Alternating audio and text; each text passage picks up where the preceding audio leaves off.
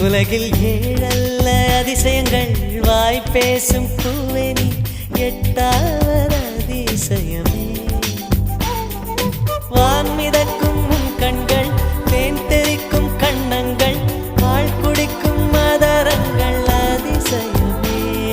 நங்கை கொண்ட விரல்கள் அதிசயமே. நகம் என்ற கிரீடம் அதிசயமே. அசையும் வளைவுகள் அதிசயமே. கல் தோன்றி மண் தோன்றி கடல் தோன்றும் முன்னாலே உண்டான காதல் அதிசயம்.